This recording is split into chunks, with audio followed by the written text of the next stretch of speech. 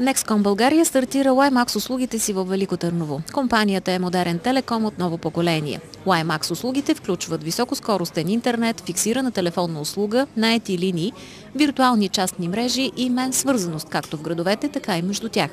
С бързи темпове компанията продължава да изгражда националната WiMAX мрежа с амбицията да предложи достъпни и надеждни услуги на всички потребители на интернет и телефон в страната. Щастливи сме да завършим 2008 година с доста сериозен напредък в изграждането на нашата WiMAX мрежа. Стартирахме годината с покритие в 10 града само, а днес честваме 30-я град, където ние предлагаме нашите услуги. Потенциални клиенти на Nexcom са всички потребители на интернет и телефонни услуги. Ключовата дума е WiMAX. Тази технология ни позволява достъп до крайния клиент, без да се използва кабелна инфраструктура на господстващия телеком оператор в България, например, и достъпа до клиента става буквално за минути.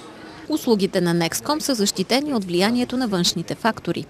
Част от WiMAX технологията е използване на системи за криптиране на самия радиопоток, което също ни защитава допълнително нас и нашите клиенти.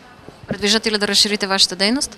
Разбира се, днес покриваме 30-я град в страната. До година по това време ще се надяваме да отбележим 100-ния град и плановете са ни да покриеме над 90% от населението в следващата година. Иновативност, качество, гъвкавост е формулата на Nexcom с новите WiMAX услуги. Ние предлагаме пълен набор от телекомуникационни услуги. Тези, с които се гордеем, са точно комплексните решения. Ние комбинираме пренос на глас, пренос на данни. Това, с което аз лично най-много се гордея, е възможността да си нося телефонния номер навсякъде, не само в страната, но и в чужбина с мене. Мисията на компанията е да предоставя две неща. Едното е независимост, другото е стойност. Независимост, защото наистина даваме независимост от традиционния телеком, а стойност, защото предлагаме гъвкави телекомуникационни решения, които са иновативни и ценово много по-добре позиционирани от тези, които са в момента на пазара.